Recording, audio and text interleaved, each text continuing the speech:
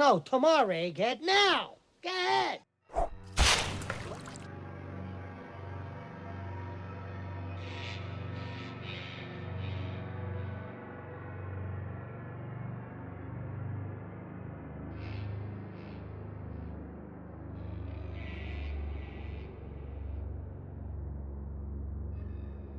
In May of 2018, I was heavily involved in the Black Rose Wars Kickstarter campaign brought to us by Ludus Magnus Studios. Their project manager reached out and offered to let me paint his last prototype copy of Crono, the 155mm giant. 3 days later, this little box showed up on my doorstep in Texas, all the way from Italy.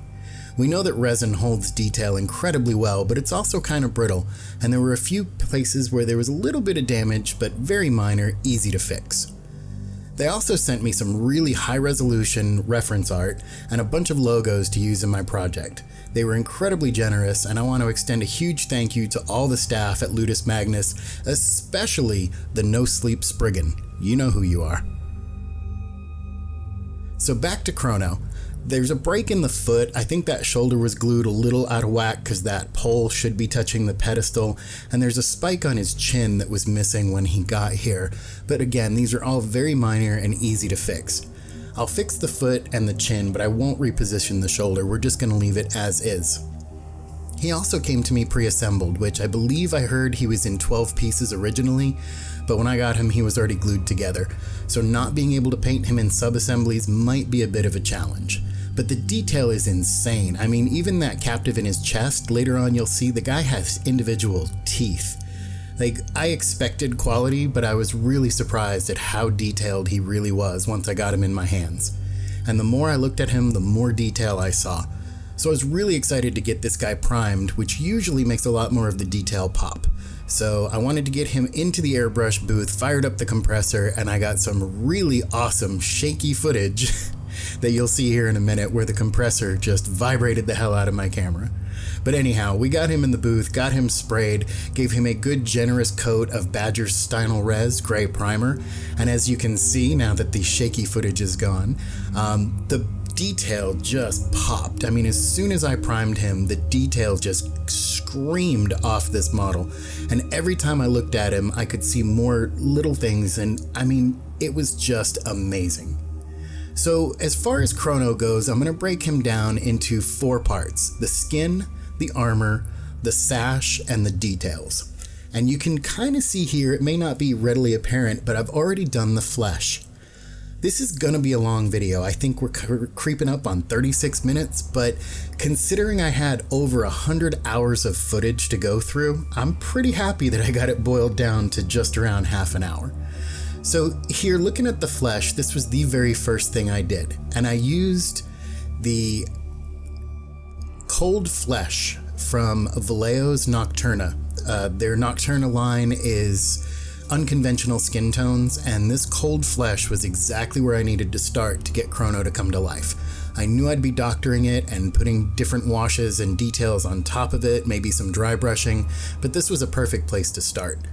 There's some places on him that you need to pay attention to, like it's obvious here and here that, you know, there's some skin between those armor panels and little places that you may not think to look like this inside thigh, but when you get up under the armpits, there's some metal and some like techno-organic bits that are in the skin, so just pay good attention that you either A, don't miss any areas of skin, or B, you don't just go right over some of the mechanical stuff. Like even in his shoulder there, you can see there's a little patch of skin. So just be very aware and be very mindful of what you're doing with the skin when you're painting Crono.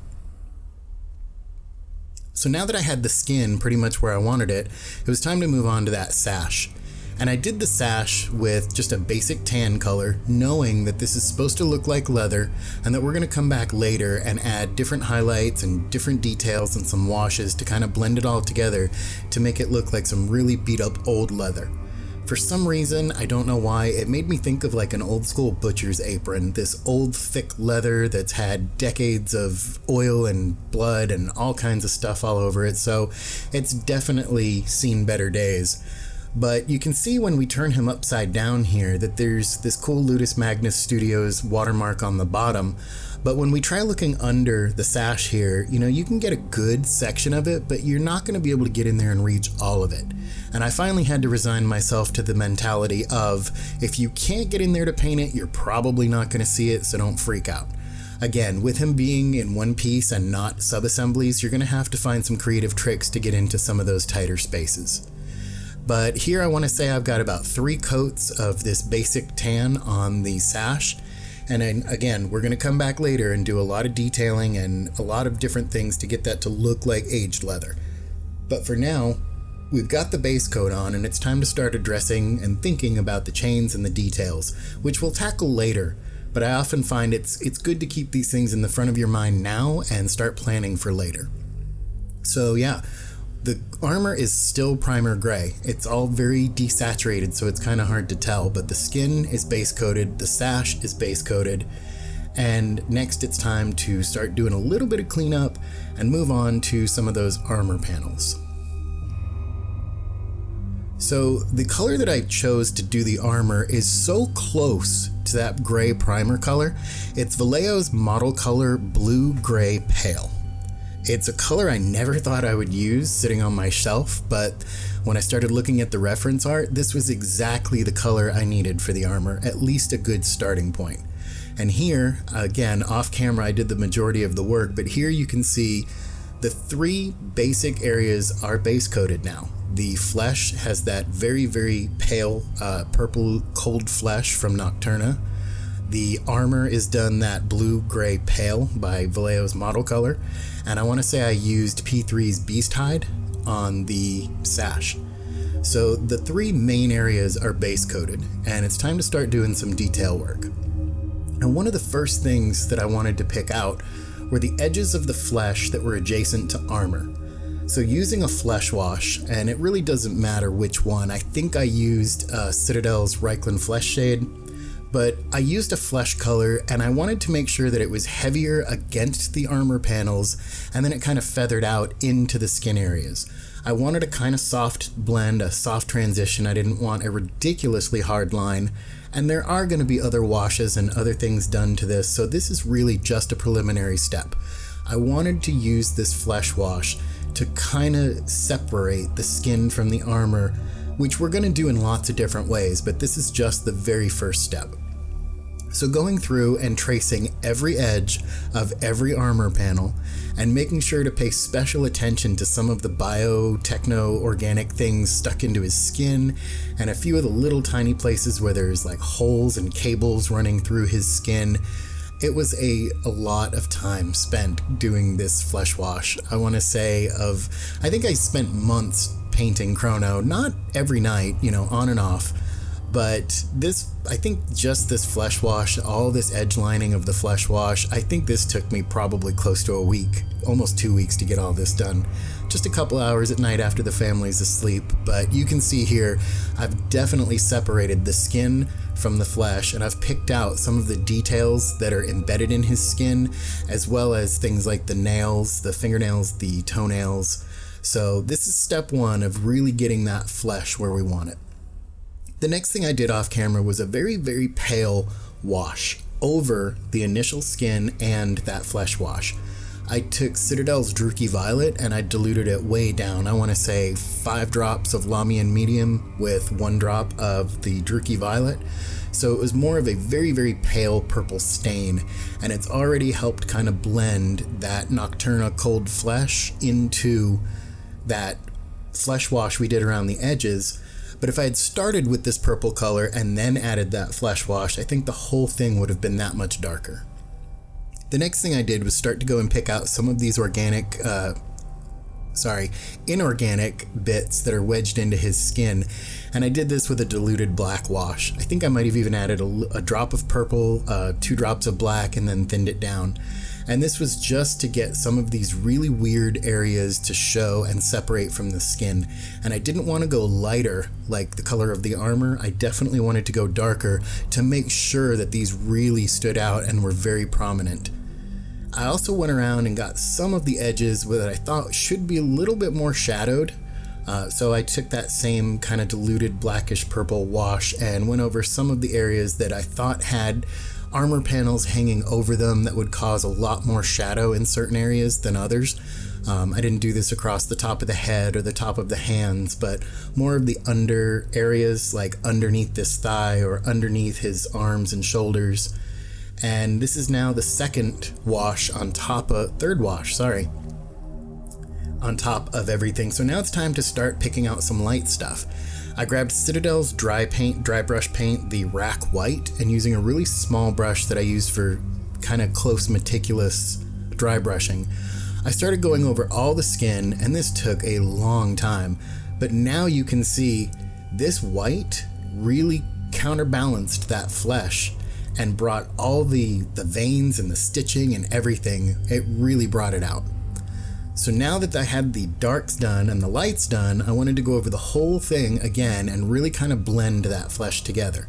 So I used 1 drop of Druchii Violet, 2 drops of Reikland Flesh Shade, and a whole bunch of Lamian Median to make just kind of a glaze, a purpley flesh-colored glaze that I would put over all the flesh. And I think it's beautiful at this point. It's blended together, the lights, the darks, the highlights on the veins and the raised areas are still very visible, but the shadowed areas look very natural, and it has that pale kind of purpley color.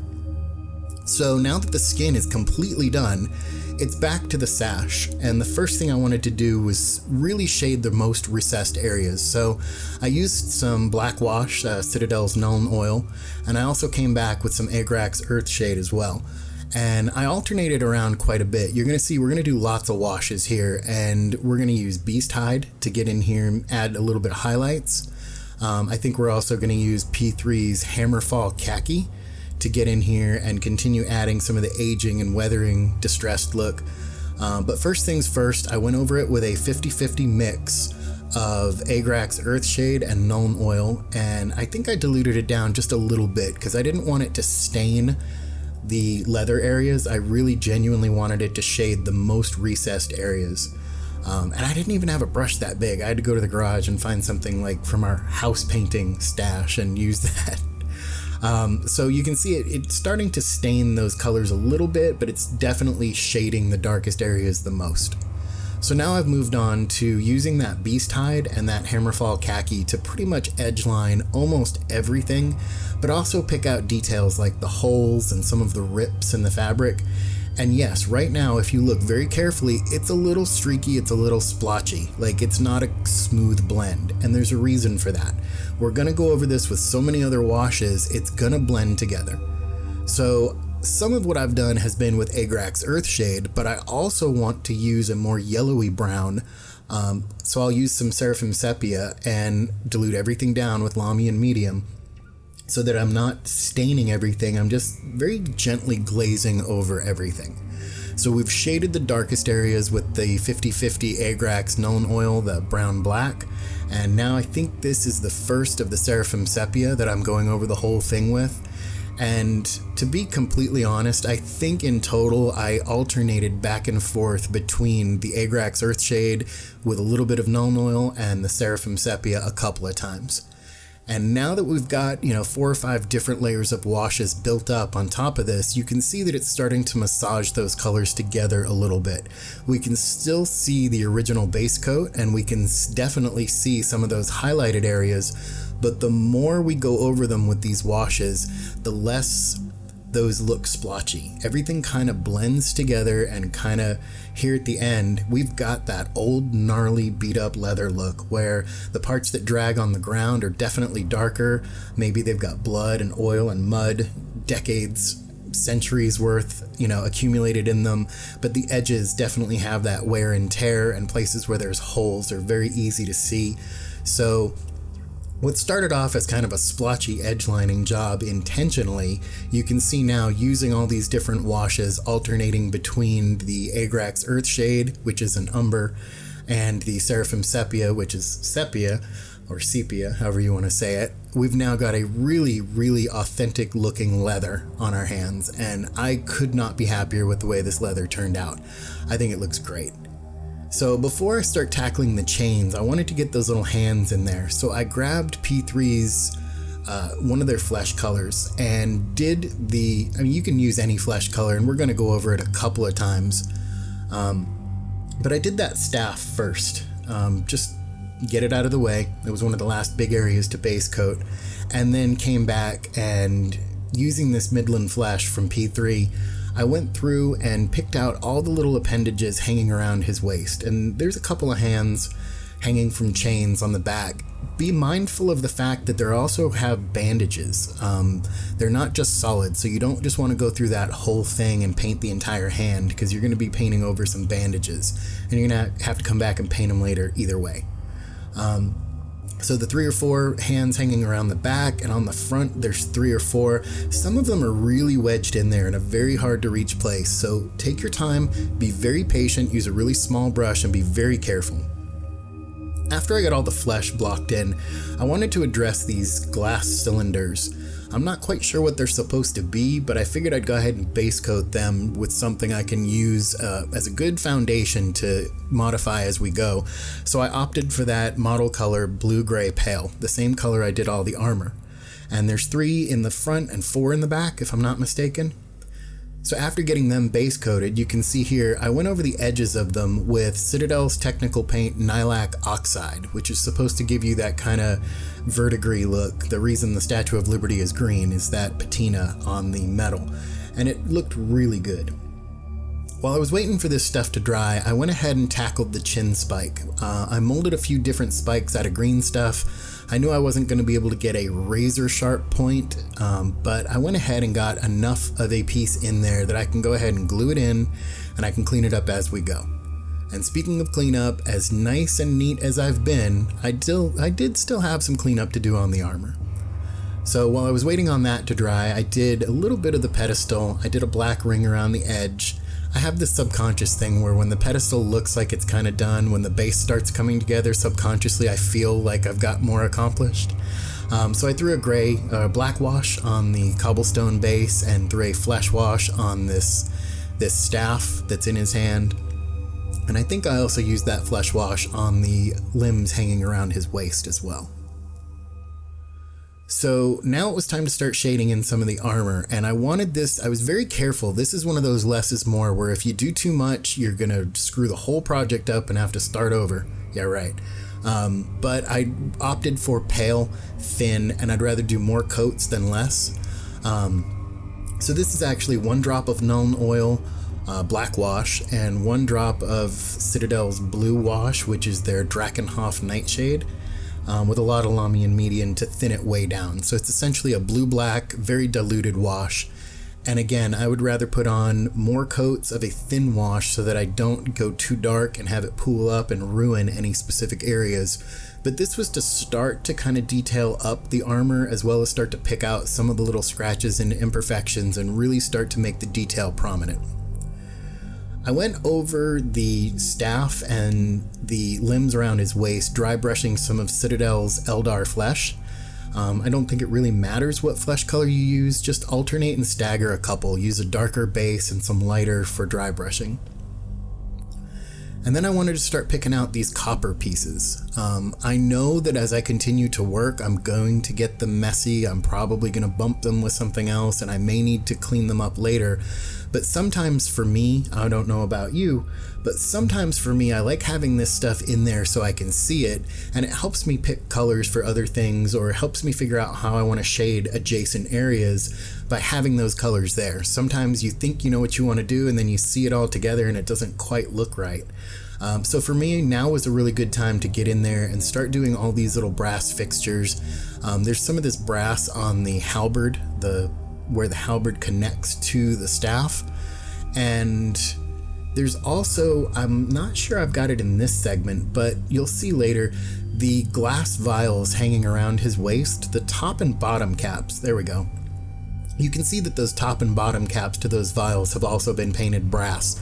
I don't really think they're brass in the reference art, but for me, from an artistic point, it was kind of nice to have something else brass other than all those circles, those, I guess, like hinges in the armor. So I thought it kind of gave it kind of a connected, cohesive feel by finding another place to put that brass. So now it was time to come back and do some more shading on the armor, and this time I went a little bit heavier on the wash. Not a stronger mix, I just applied more of it. I wanted to continue to shade this armor and get this detail to pop, but not change the color too much. And by now you can see that all of the detail in that armor is just popping right out of there. And again, every time I looked at this model, I saw something I didn't notice before. I used some Agrax Earthshade to go around those brass areas and give the area around it a little bit of shading. This was more to affect the area around it and less about the actual brass itself. Except on the halberd, that handle, it definitely did a lot to kind of shade that and give it some dimension.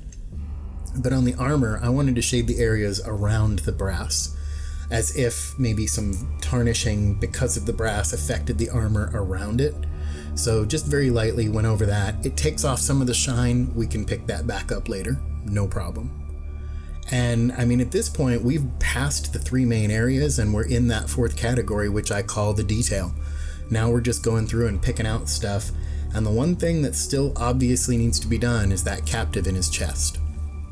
So I started going in with P3's Rin Flesh, did a couple coats of that, tried to get it as solid as I could, and when you get in there to work on him, you're gonna see that there's a lot of little things, like all the little metal bits. His hair comes down over his face, but there's some metal bits going in his mouth. There's cables and some sort of harness that's, sucking the life out of him, keeping Crono alive. So I did the flesh, I shaded the flesh. I figured once I had it shaded, I could see all that detail a little bit better, and I'd be able to come in and start picking out some of these cables and these wires. If you look at his chin where I put that green stuff spike on there earlier, you can see that I was able to shave the edges down, smooth it out a little bit, and get it painted. And I did have to do a couple coats to get it, kind of to blend in. I don't think it's as sharp as it could be, but it definitely works. And now all the, mechanical bits on that captive are there. And now you can see that there's another green stuff repair. Off camera earlier, I dropped him and that spike on one shoulder broke. And I did that while I was dry brushing all the armor. I did it off camera, but here you can clearly see I did some white dry brushing and all the raised areas on the armor, every rivet, the eyebrows, the edges, every single bit of the armor I went over painstakingly, and it took days to go over every single square inch of this armor with a very light dry brush. I was very controlled and very careful. I built it up very heavy on the areas that it did accumulate, but I didn't want to get it everywhere. A lot of times when you're dry brushing, you'll get those raised areas, but you'll get kind of streaky areas across the flat parts, and I did not want that. So very slow, very methodical, very meticulous, white dry brushing on all the armor. Now we've got the base, the shades, the highlights. I mean, the armor's pretty much done. So going back in, I wanted to take those eyes and really brighten them up. And there's a technique like when you do gemstones, you'll paint them silver and then put a colored glaze over them. I wanted to use that same kind of theory on Crono's eyes and the eyes in his armor. There's a few sets of eyes, I want to say 4 in his armor, and then his actual eyes. So I went through with the same original color I used on the armor, that model color, Vallejo's Blue Gray Pale, and used that to pick out all the eyes, and then came back with a basic green wash. Went over the eyes a couple of times, and I was not trying to be so careful to keep it within the boundaries of the eye. I was okay having it slop out just a little bit to kind of give, not an OSL, not, a forced glow, but just a little bit of pigment around the area. And then I also had to pick out some of the hair, and I call it hair. It's these cables coming off the top of his head that look like hair. And in the reference art, you can see that there's some darker metal, some lighter metal, and some that are kind of greenish. So while I had the green out to do all those eyes, I went ahead and picked out those sections of what I keep calling his hair. And I mean, every time I look at him, he's that much closer to done, and he's just beautiful. So I did another coat on the eyes. I wanted them to be a little bit more saturated. I don't want them completely opaque to where you can't see that gray underneath, but I definitely wanted them to be a little bit more saturated. So I think I ended up doing 3 coats of this kind of greenish wash glaze mixture over all the eyes. and making sure to get his eyes and the hair and get this color built up and consistent across the entire model, be it the hair or the armor.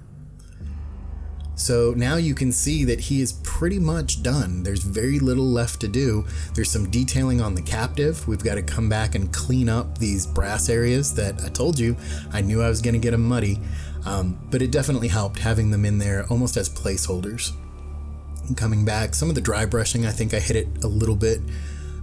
So getting this back to where it's really nice and bright and nice and prominent, it really sells the model to me. It's, to me, the green eyes in the armor and those brass rings probably are the most prominent detail. That when you look at the whole thing, the flesh, the armor, they're kind of close in color, and this contrasts so much. It really does a lot for the model, in my opinion. So going for a very heavy brass color I thought was a great idea. So yeah, he's just about done. We've got a little bit of work to get done on that captive and a few other little things that we're going to have to tuck in there, but in general, he's coming along really nicely. And this is where I started to get impatient. Like, I could tell that I was so close to finishing this amazing sculpture that this was when I started spending a lot of nights staying up way too late and oversleeping in the morning and all that. It was time to do all the bandages. It was one of the last details that I'd been stalling on, and I used Menoth White Base from P3 and picked out all the bandages on the appendages hanging from his waist, and then came in and started doing all the, what I'm going to call, consider bandages on the captive. And right here, that is the smallest brush I own. Somebody actually gave me a 40x0 brush from Reaper, and I was like, I will never use this in my life, and I threw it off to the side. I watered the hell out of some white paint, and I actually was able to get in there with my geeky magnifiers and get his teeth. And to me, that's probably, it's silly, it's stupid, I'm probably the only person who's ever going to notice it. But for me, knowing that those teeth, yeah, the inside of his mouth is painted, I just filled it full of a flesh wash earlier, so it's just a kind of dark flesh tone in that cave, that cavity that is his mouth. But getting in there with that 40-aught Reaper brush and actually being able to pick out the teeth, I thought it was the coolest part of the entire thing, personally.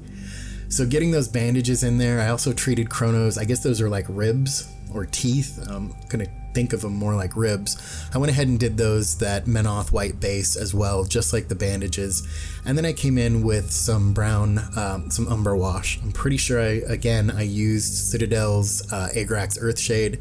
I used it on the hair. I used it, started kind of glazing those teeth or ribs, whatever you want to call them, coming out of Crono's chest cavity, and going over all the bandages to really make this guy look, dirty, gnarly, and I mean, you can tell that the life is getting sucked out of him.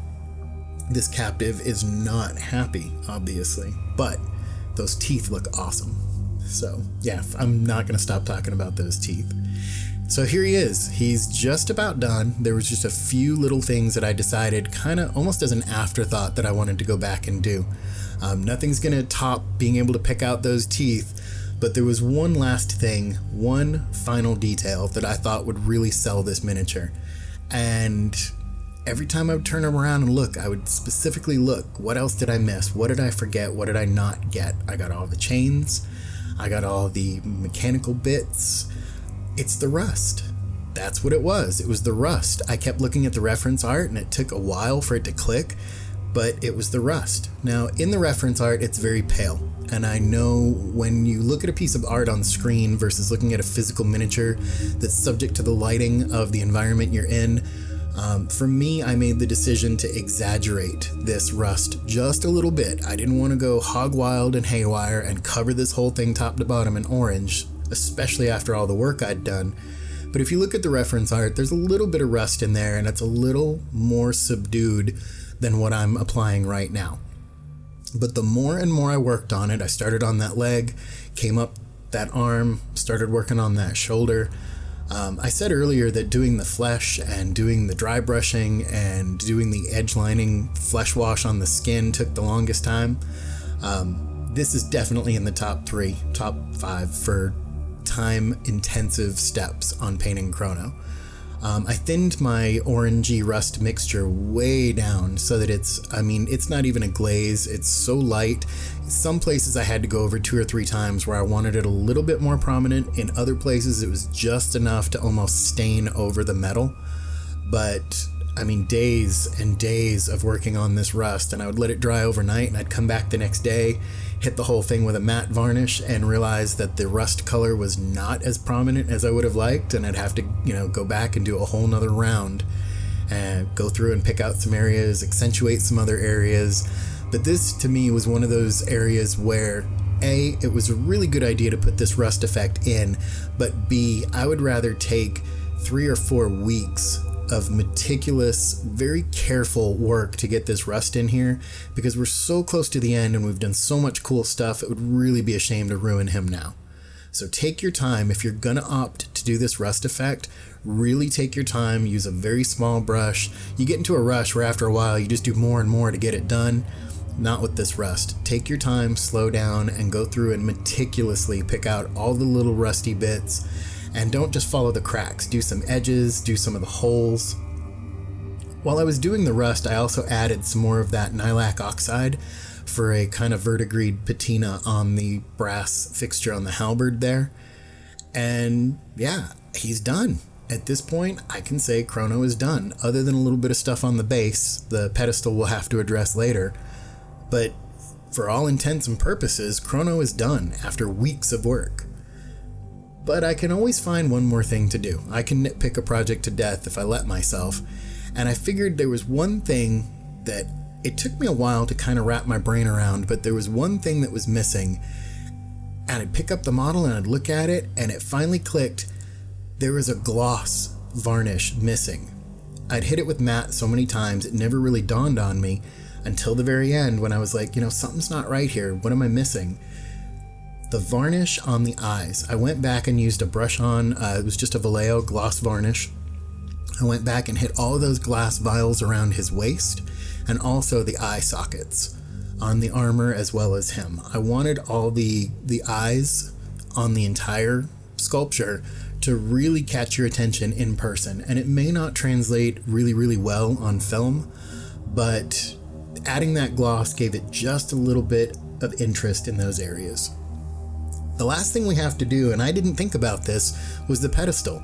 I don't know how I'm going to paint all the bases to all the miniatures when I get my copy of Black Rose Wars next year, but I opted for 2-wave shipping, so I'll get the first half in January and I'll get to figure it out in a couple of months, and then in June I'll already know what I'm doing. But I figured if I did a bright green, like a primary grass green for the rose stems, it would look really off. It would look very cartoony and Christmassy.